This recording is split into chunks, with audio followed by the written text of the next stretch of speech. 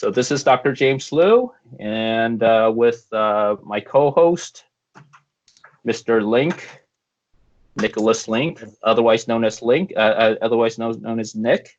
Nick Link, everyone calls me. First and last name.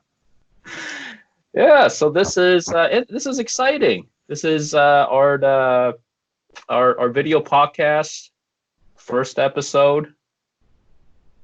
So yeah, so I think the first question I think a lot of people have is what is this podcast about, and what's the significance of the name? So I know we talked about the name for a while before we came up with the optimistic realist MD, and I think part of it came up because I've always been consider myself as a optimistic pessimist. Still like that. How that flows. Yeah. So of course what that means is I always hope for the best, but then I always expect the worst. Prepare for the worst. It's the way you got to do it. Yeah. Yeah. And I think I got that more from my mother, because my mother has always been more of the worry wart type. So she's always preparing for the worst. I'm with you there. My mom worries about like what she's gonna wear 2 days from now. It's crazy. So yeah, Right. It must be a mom thing. All right. Yeah. So my hope is to with the name is, well, I'm an optimist at heart, but again, I'm also a realist. So you take things that are a real world situation into perspective. And this way, you can also prepare for the worst. And I think initially, when we had this, I think initially had it as the optimistic pessimist, and you thought that was a little bit too negative.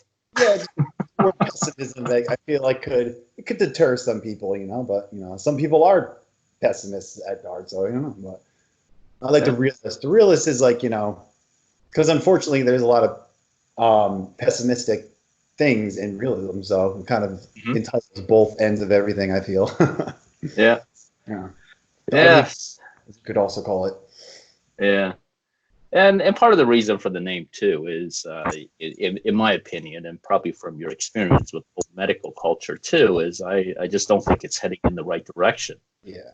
I think in medicine now is that we're far too removed from the sort of the humanity aspects of medicine. Oh, it's getting worse.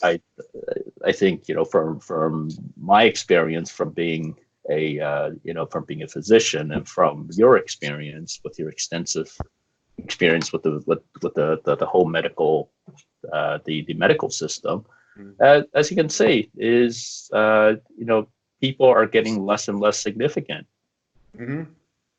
And I feel like even as practicing medicine now, we see patients as a disease, probably number one, that we can take care of, and then we have to worry about how we're going to get money out of this, dealing with insurance companies. So then that's the business aspects of it. And then the great thing about insurance companies is they've done a great. They did a really good job driving a wedge between patients and doctors, because now doctors also have to come directly at you to get money from you, or what we now call deductibles. Yep.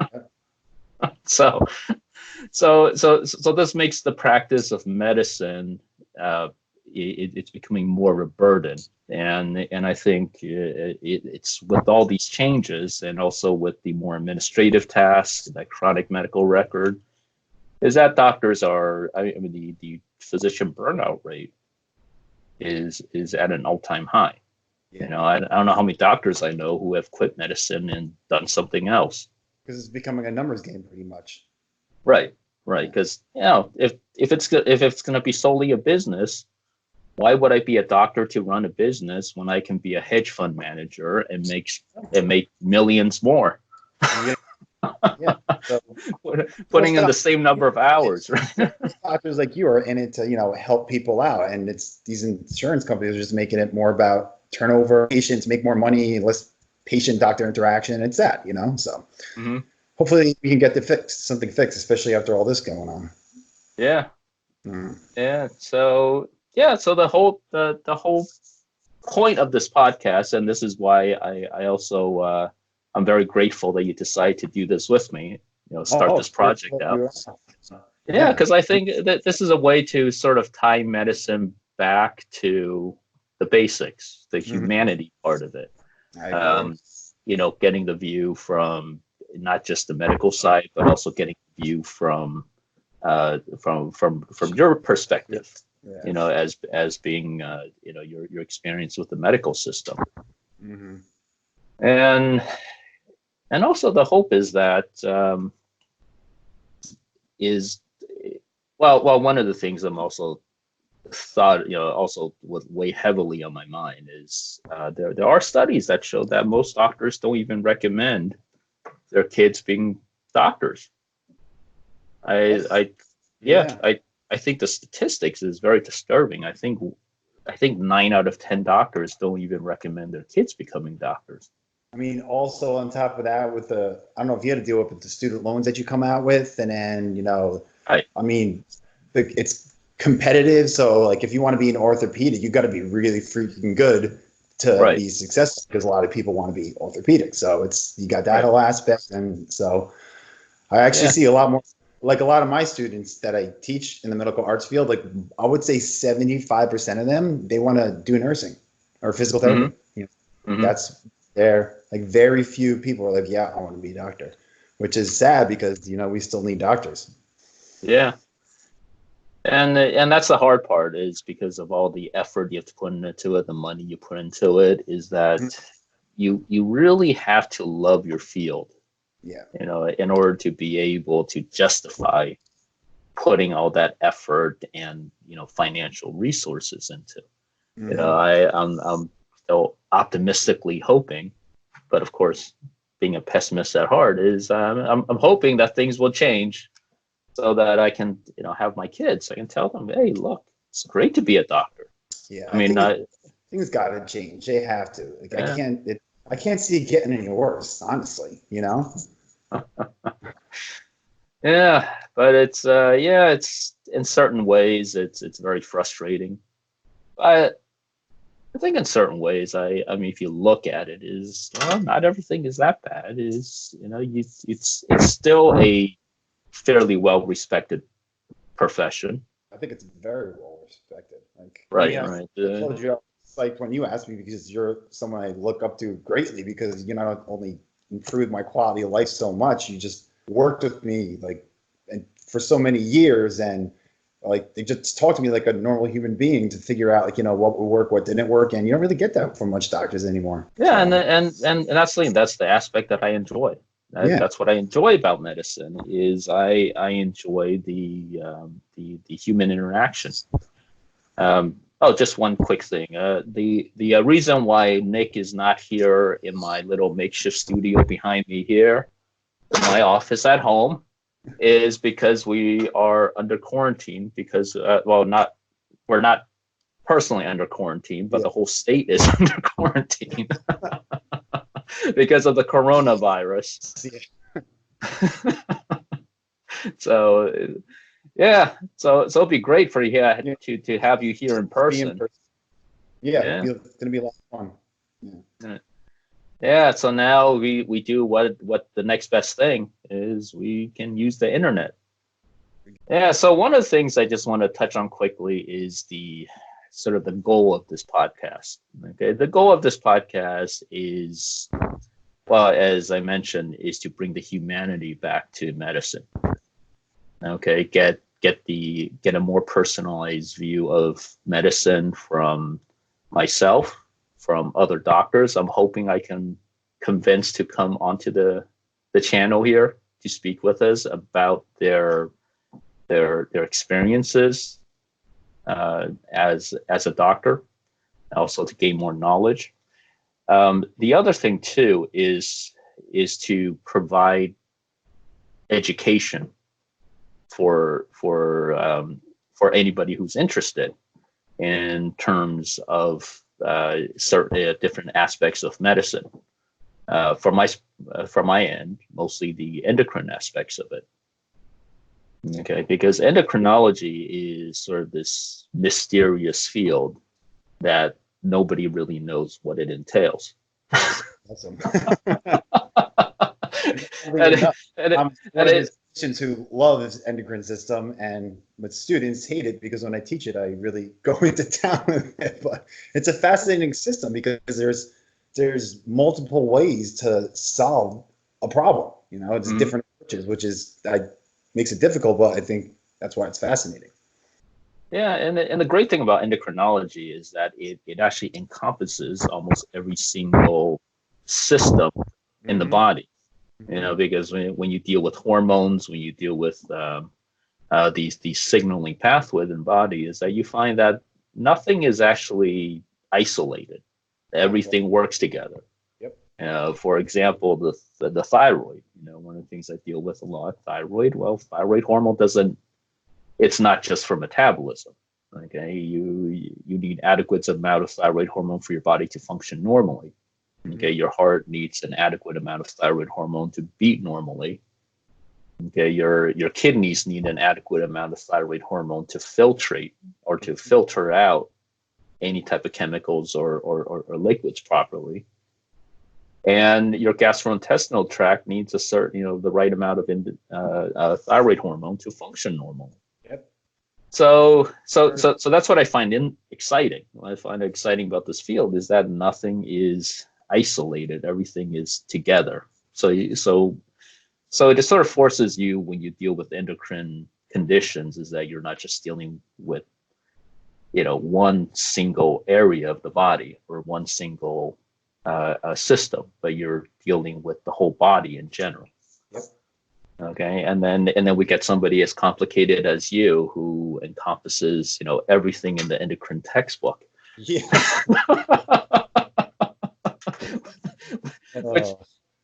which we can get into later on too.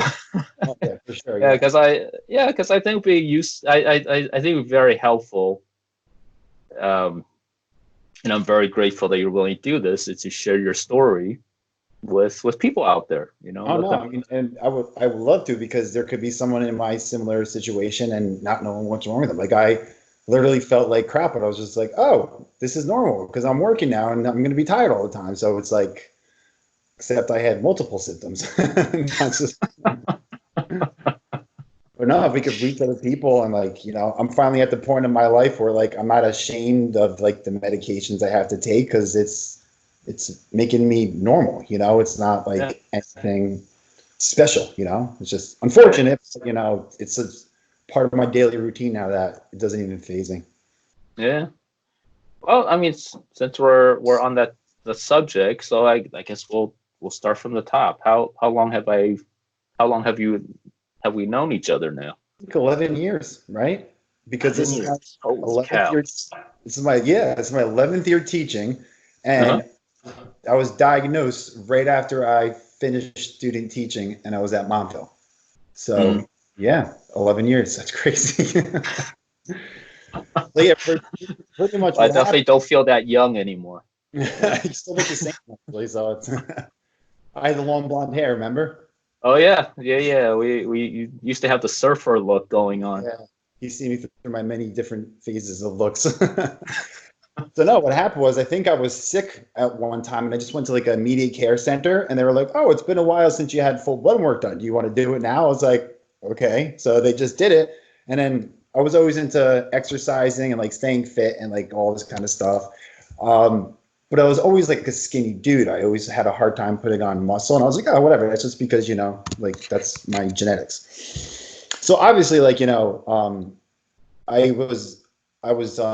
understood the endocrine system at this time. So when I got the blood work back, my first things were to go and see, let me see how good my metabolism is. And I went to look at my thyroid, and I saw it was like almost nothing. I was like, what? And then I went and saw my testosterone was like 50.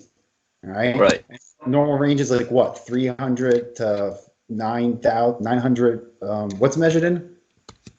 That's a good question. I have to take a look. Might be nanograms per deciliter, but Yeah. don't take my word for it. I have to take a look at it. Yeah, but just as a reference, like normal's 300 to 900, I was 50. So, Mhm. yeah, and I was working. I was coming home, was going to sleep at like 6 o'clock, and then sleeping through until like 5 the next day. Um, and I remember you actually said to me when I first came to you, you said it was odd because people with this kind of blood work usually gain weight, and I was kind of skinny. And the reason I didn't gain weight was because I was still forcing myself to exercise every day, and I wasn't hungry, so I was like literally eating like a rabbit. I wasn't eating much. Mhm. So I think that's the reason. Like I just never had the weight gain. Yeah, and I remember, I think your hormone profile also threw a lot of people off too.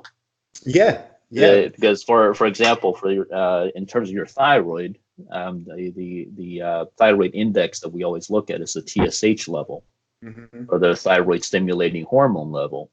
So that's the hormone that's made in the pituitary that then stimulates your thyroid to make thyroid hormone. So if your thyroid hormone is adequate, the TSH level will be normal. If your Hmm. thyroid hormone is too low, your TSH would actually go up. So Hmm. it'd be higher because it's trying to stimulate more thyroid hormone production. And vice versa, if your thyroid hormone level is too high, your TSH level drops low. Hmm. But in your case, your actual thyroid hormone, your T3, T4 levels were almost non-existent, but then your TSH level was within the normal range. Yep. So So I think that threw off a lot of doctors who had looked at your blood test initially, because they would look at your TSH and they're like, "Well, I don't know. Your TSH is fine. That's saying that your thyroid is normal. hmm. You must feel fine. I think this is because you're just working too hard." Yep, yep, yep. And that's what I convinced myself too. Oh my God, this is how it's going to be from now on. I'm going to be tired. That's my new norm. But, Right, right. yeah. All right, and the same thing too. I mean, with your extremely low testosterone level, I think your we call the gonadotropins, the LH, the luteinizing hormone, FSH, a follicular stimulating hormone. These are two hormones that stimulate testosterone production. I think those also came back within a normal range. Yeah, I think all the pituitary was like a low normal, I believe. I still Right, have right. these, but I should have taken it out. Yeah, but I think that's what initially threw everybody off Mhm. is as we're looking at it, and it's like, well, it looks like your pituitary is working okay. So why are all your hormones low? Yeah. Yeah, and then Yeah, I and think growth hormone was low too, I believe, right? yeah, When we checked for IGF. yeah. So all of your what we call all of your end product hormones were low. So Hmm. your T3, T4 levels are low. Your testosterone is low. Your IGF-1, or the what the growth hormone affects, Hmm. that level was low. Yep. Um, Luckily, your stress hormone level was normal, so that part didn't get affected. So yeah, so based on the workup is you had uh, low pituitary. You have hypopituitarism. Okay, Hmm. not completely absent of activity, Yeah. but absent of most of the activity. So Hmm. so I think the only, so out of the six hormones that are made in the pituitary, I think you only had two that were normal, Hmm. which was the prolactin level and the cortisol level, and everything else was low. Weird. Yeah. So so thinking back to then, so what was your reaction when you first found out about the diagnosis? Because this Well, is not just this is not just telling you that your thyroid is low. yeah. Well, I This mean, is knowing that, like, I had some in knowledge in the in endocrinology, because it's I was actually teaching at that point. When I saw those numbers, I kind of like almost like freaked out. And then part of me was like, oh, like I think my primary doctor was Dr. Cecile then. Reached out to her, and she was just like, I think she was totally confused. And that's when she contacted you to see if you'd Mhm. like to see me. I think you even said to her, "Oh, he's probably just overworked and tired, and like getting used to this." But when you saw my numbers, you're like, oh, okay, this is weird. Uh, it was very depressing actually, because I just felt, I mean, especially with the testosterone, it felt just like less of a man, you know? Mm, And then later going on to realize that, like, if I wanted to have kids, I'd probably have trouble. Yeah, it's like it took a huge ego hit at first, you know? mhm, And that's why I kind of hid it for so many years, like after I started taking these medications, because I almost felt I was cheating, you know? It was mm, really a strange feeling. But then I realized that I was feeling so much better, and I mean, I was doing things that like I hadn't been doing in years. I mean, like I was seeing progress in while working out. My recovery was better. I had an appetite again. Thought process, just when I was teaching, I was like more on point and everything.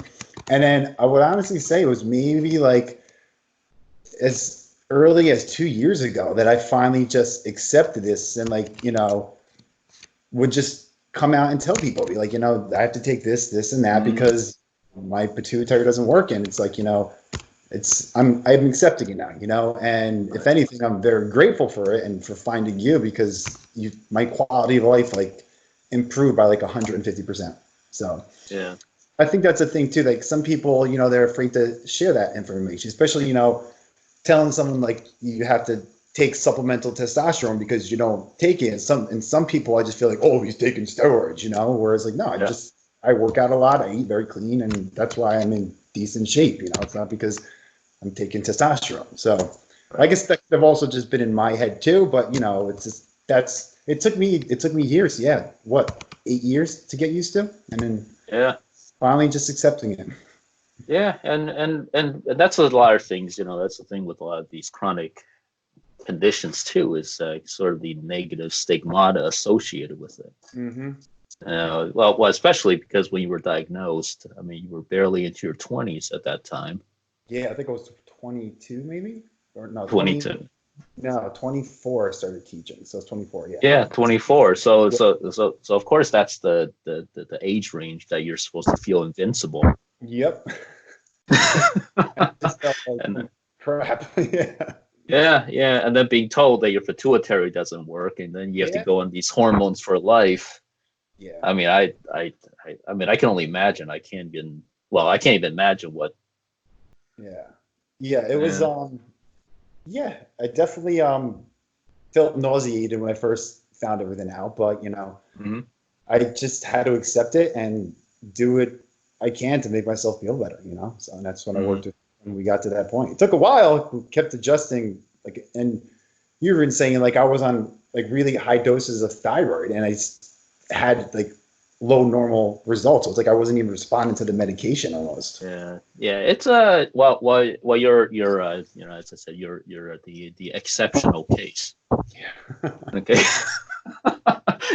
Because not only did most of your pituitaries not working, is that you also have this rare um, this rare condition where you also have insulin, but hormone resistance. Yeah. Okay, meaning that you're taking very high doses of thyroid hormone just to maintain a normal T3, T4 level. You're taking a very high dose of testosterone just to be able to maintain, normal physiologic functioning. Yep. Okay, so despite your testosterone level being sky high every time we tested, okay, the other physiologic parameters were all normal. Hmm. Okay, so that's one thing we'll get into later too. Is the reaction we got from the insurance companies Yeah. Yeah. when we tried to convince them of all these things. Oh gosh, The it's letter you still wrote, and then yeah, like it's taking the same medication for 5 years, and I get letters like, oh, you got to take this medication now. I'm like, what? Why? And yeah, then yeah, that's the story. yeah. So how did your family take the news? It was really just my sister and I. She was kind of like concerned at first, and but it was more my mom. Like she just didn't know like why it happened. And then I know a couple of years after that, my sister actually got diagnosed with Hashimoto's. Mm, So now we're both thinking it's just probably a genetic thing. And I think my mom's hormones are all. I don't think they were that. I think she had a hard time getting pregnant, but I don't know if it was like hormonal stuff. But yeah, like we just both think it may be genetic now. But like my mom just felt bad for me, you know. But she just, you know, she did what she could. She was there to support and comfort me, you know, and that was about it. And like was wondering like why this happened, you know. But I mean, the way I look at it, it could always been worse, you know. So it's not that bad. So they were good with it. Yeah. Well, I think I think you came a long way. You know, Yeah. I think you came a long way in terms of, you know, dealing with everything, dealing with, you know, taking all these different hormones on a daily basis. Mm-hmm. Yeah, and that's it. You know, that's what it is at the end of the day. I got to do a little bit extra to feel normal, you know? Mm-hmm. So. Yeah. I guess now it's more routine for you. Oh yeah, totally. It's like, yeah, it's like the first thing I do, like I wake up like a half an hour earlier normally now just to take my thyroid because you have to have that half hour with like, you know, no coffee or anything. And it's like, yeah, it's like my body knows when to do it. So. Right. Yeah. Now, how has this affect your relationship with other people? Your coworkers, No, coworkers and friends. It was like, students. Yeah. My students, I'm actually, so if they watch this is going to be their first time actually hearing everything that like I have going on with me. But I do tell them, you know, with the thyroid and everything. But I don't disclose all the information. But I think, you know, starting next year when I teach the endocrine system, I'm going to just tell them everything because it's like, there's nothing to really hide, you know? And if anything, when we were talking to Rob, he was like, it makes you seem like more of a real person, right? So, meaning like I definitely don't have myself all together, you know. So, but as far as what it affected me the most was probably in dating, you know, because I mean, for years I wouldn't tell them anything, you know, but when I got comfortable with it, and then if I had a relationship and we got close, I would disclose this information, and then the bad thing with the dating thing is because, you know, I probably can't have kids, and then if I'm dating someone who wants them, that was the most problematic area I would say I ran into. But as far as friends and family now, like, I mean, there was just like, I mean, I have some friends that don't even know, you know, so it's, you know, didn't really affect that area. Well, I think we have debunked that thought of not being able to have kids because, you know, we were able to try some things that seemed to work out pretty well in that aspect. With the HCG, so that's reassuring. So if I ever did want, essentially, yeah.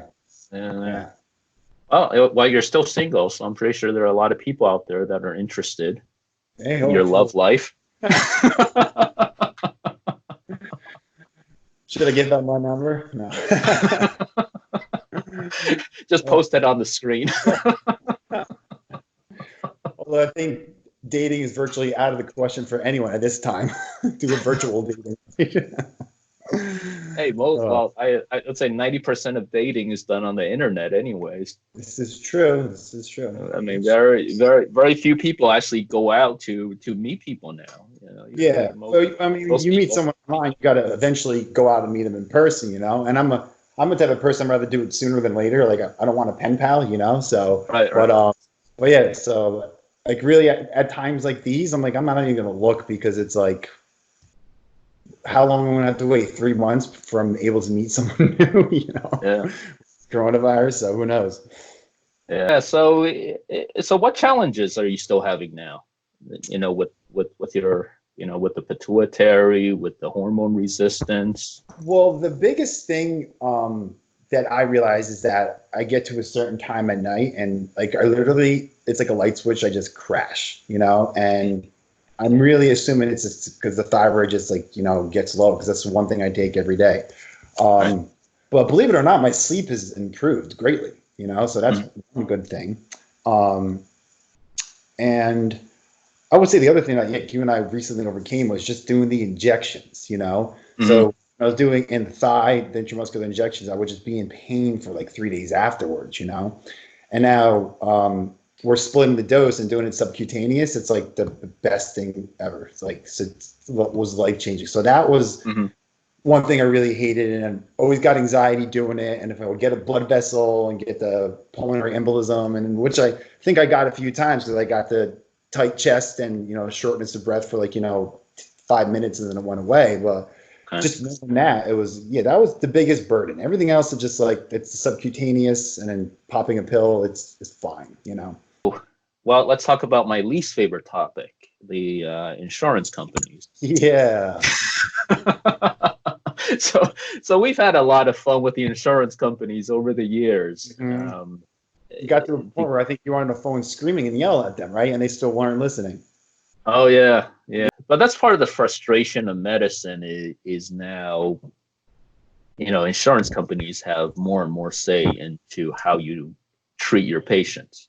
And it restricts you, yeah. Right. So when for those of you who don't know, is I ran an endocrine practice for about 7 or 8 years, and eventually I had to sell it because of the changes in the healthcare system. But one of the frustrating things, when I sold my practice, a lot of patients ask me, it's like, well, don't you miss being your own boss? And I look at them and I tell them, look, I haven't been my own boss in years. Okay, I have multiple bosses. I have all these insurance companies that are telling me what I can prescribe or not prescribe, what I can do for my patient or not do for my patient. So yeah, so in a way, for me, it doesn't seem like it's that big of a change, selling my practice to a group practice and having a actual boss versus having your own practice and having multiple virtual bosses. Yeah. No, I mean, these companies are making it hard on both doctor and patient's end. It's insane. So, I mean, yeah, and I remember some of the reviewers I've spoken to in your situation where I'm trying to discuss or have them understand your medical condition. Most of them sound clueless. Yeah. They have no idea what's going on, and most of the time when especially with the testosterone, I think that's usually the sore point with all these insurance companies is trying to explain testosterone resistance to the insurance company is I don't think they even have that definition and their company guideline. Yeah. They just look at the numbers. So right. So they see your numbers and they see these, sky high testosterone levels, and they automatically assume that you're abusing testosterone. Mm-hmm. Okay, which I can say, based on your other parameters, there's no indication that your body is getting too much. Yep. Okay. So yeah, so these are the challenges I think we have to overcome. I think one of the frustrations with medicine is that this sort of loss of I wouldn't say loss of power, but it's really, you go through all this training and you're trying to do whatever is best for your patients, and you're meeting these obstacles and people telling you that, well, you can't do this because your patient doesn't fall into our parameters for these treatment. Mm-hmm. And you're sitting there going, well, who set these parameters? Yeah, it's almost like they want you to follow like a cookie cutter approach to all these right. all your senses, where it's like, I mean, everyone knows that everyone responds differently to medication. So it's yeah. I'm controlling like what you can. That's the bigger picture, It's no, you can't give this for X, Y, and Z when you know that it might actually help the patient. For example, I was we were talking about taking genotropin for probably like 6 years, I would say now. And then I get a letter the other day saying, oh, you got to take this one now because your copay is going up to $25 instead of $10, and this one is cheaper. And then when I called the pharmacy, they were confused because the one that I wanted me to switch to is actually more expensive. So right. That means that they probably have some kind of deal with my insurance company for them to use their product, even though it's more expensive. Yeah. And then the whole thing with the testosterone, like given a hard time, like testosterone is cheap, it's not that expensive. And then right. It's the hard time that they give. And then then we just had to switch thyroid medication recently. All right. So I was taking Armour Thyroid for that had to be like since the beginning, right? I think we tried levothyroxine first for like a year, and then we went to Armor, something like that. And then, what was it, 2 months ago? I think I got a letter like, oh yeah, we're not covering this anymore. You got to find something else that's under the whatever list that they will approve. And it was just like, you're dealing with like people's quality of life here. You're just making these split decisions and be like, oh, you can't take this medicine that's, making you function anymore. Find something else. It's like, yeah. So that's one of the challenges. One of the challenges is as a doctor now is that a lot of times I feel like we're just fighting for things. Yeah. And instead of actually treating people and recommending treatments, we're fighting we're fighting to support our recommendations. Yeah. Well, thankfully, like, I didn't really notice much difference with thyroid medication, so that was a good thing. Right. Yeah, that's a good thing. But that was one of the reservations I have. Yeah. When I send out the new prescription, I'm like, oh crap. I'm gonna get a call. I'm gonna get a call in 2 weeks that he's gonna feel terrible. But but luckily it's working out. Yeah, so far so good. Yeah. So what are your hopes that we can do with this this channel going forth?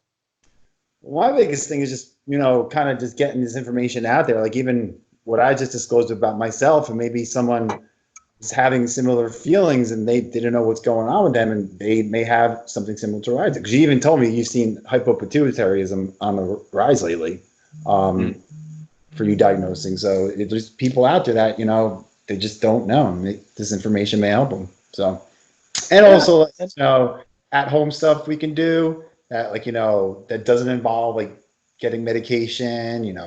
Certain techniques to just make the body work better. Like you and I keep talking about, boosting the immune system, try to get exercise every day to not get sick from this virus. So yeah, like little simple things that people they don't know about, and like so many people still think like fat-free, like the fat-free Danish or something is better for you, but they just jack it up with sugar and it's actually worse for you. So like simple things like that, we could just get out there, so.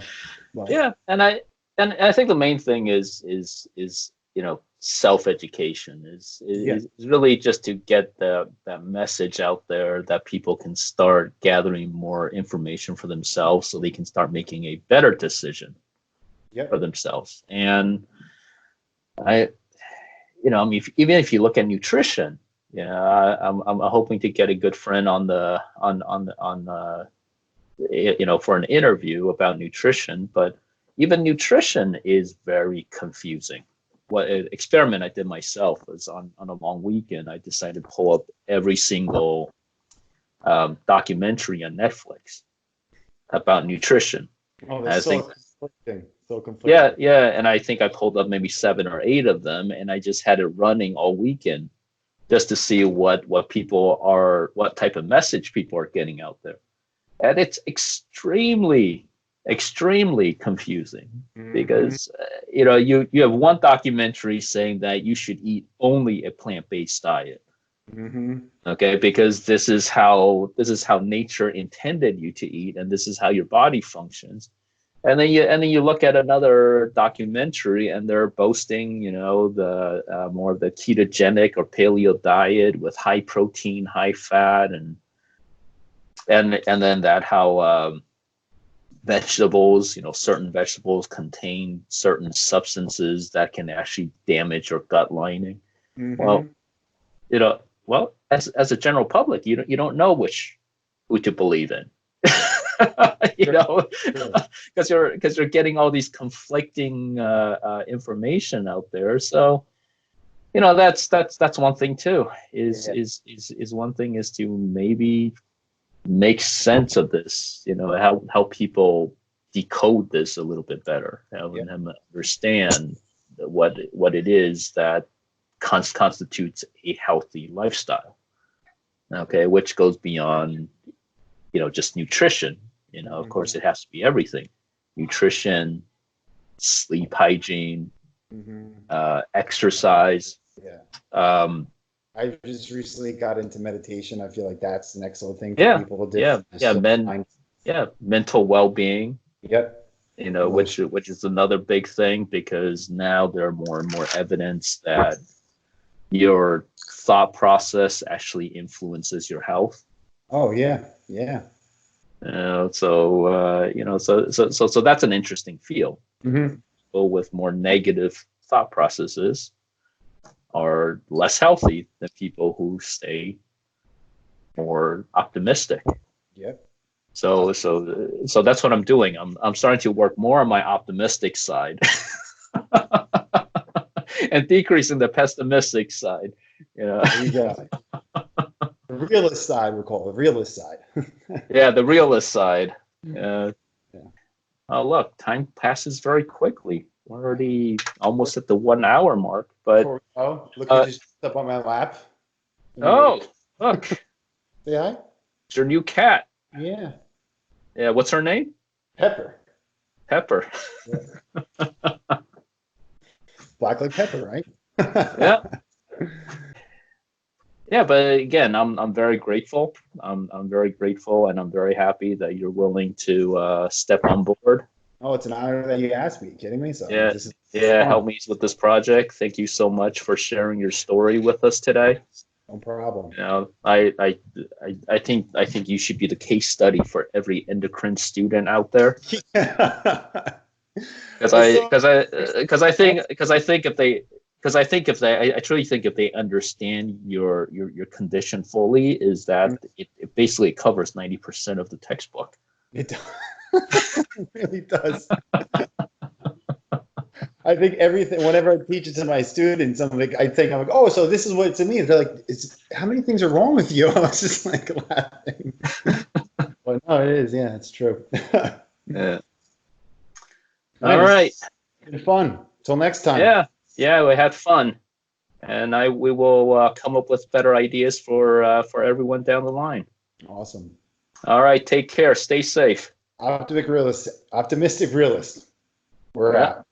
All right. Take care. Bye.